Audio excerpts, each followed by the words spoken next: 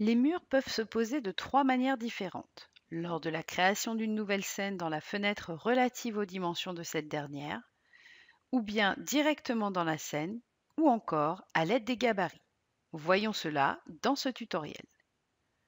Tout d'abord, lors de l'ouverture d'une nouvelle implantation. Dans un précédent tutoriel, nous avons vu comment lire et renseigner les trois fenêtres qui s'ouvrent avant d'accéder à la scène. Dans la troisième fenêtre relative aux dimensions de la scène, nous évoquions la possibilité de poser les murs autrement. Effectivement, en cliquant sur les cases à côté des dimensions, vous pouvez dessiner et donc poser les murs de la scène. Vous observerez que dès lors qu'au moins deux murs sont cochés, apparaît la notion de découper dans les angles. En effet, vous pouvez au niveau des angles faire des découpes pour, par exemple, créer une gaine technique, faire un arrondi et bien d'autres choses encore. Voyons ensemble les trois possibilités. Tout d'abord, le rectangle. En cliquant dessus, deux dimensions vous sont demandées, la découpe avant l'angle et celle après. Renseignons 500 et 650 par exemple. Comme vous pouvez le constater, le système découpe les murs de 500 mm avant l'angle et 650 mm après l'angle. Ensuite, la découpe en biseau. Là encore, il vous est demandé de renseigner les dimensions de coupe avant et après. Prenons 400 et 600 comme exemple et observons le résultat. Enfin, la découpe en arrondi. Ici aussi, il vous faudra mettre les dimensions de découpe. Indiquons 400 et 250 par exemple. Le système arrondit l'angle selon les nouvelles informations données. Cliquons sur OK. Nous voici dans la scène. Voici pour la première méthode de pose des murs. Cette dernière est particulièrement efficace pour des pièces simples. Deuxième façon de procéder, en agissant directement dans la scène.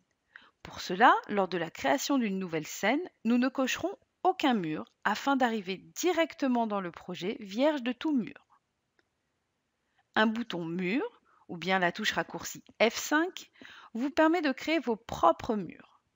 En cliquant dessus, le curseur de la souris se transforme et vous indique le début de la création de murs.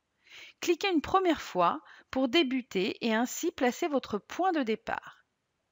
Relâchez le clic, puis déplacez la souris dans le sens vers lequel vous souhaitez dessiner votre mur.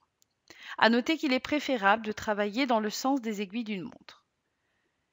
Une petite fenêtre s'ouvre, vous permettant de renseigner la dimension du mur et l'angle si besoin.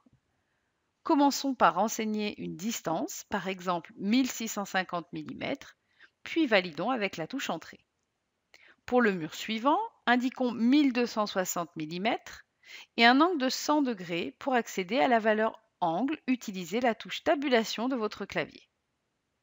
Si nous n'avons pas d'autre mur à créer, la touche Échappe nous permet de stopper ici la création de murs.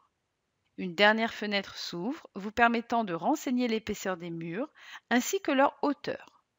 On laissera cliquer vers l'extérieur afin de bien avoir les murs qui se posent vers l'extérieur et ainsi respecter les cotes internes de la pièce. On pourra cliquer vers l'intérieur si on a travaillé dans le sens inverse des aiguilles d'une montre, ce qui permettra de remettre les murs dans le bon sens. Cette méthode est très utile pour des pièces avec des angles spécifiques.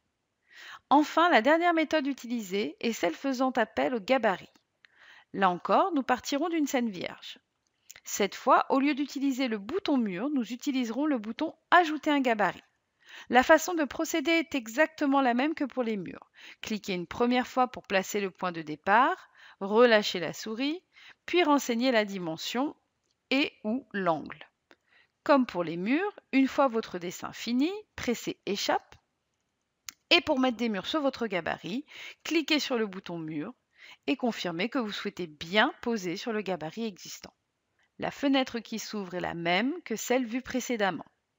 Ce qui diffère entre les deux dernières méthodes, c'est qu'avec les gabarits, vous pourrez créer des pièces très complexes, avec des arrondis par exemple. Nous vous conseillons de visionner nos tutoriels dédiés aux gabarits. Vous avez ainsi le choix entre trois méthodes pour poser les murs.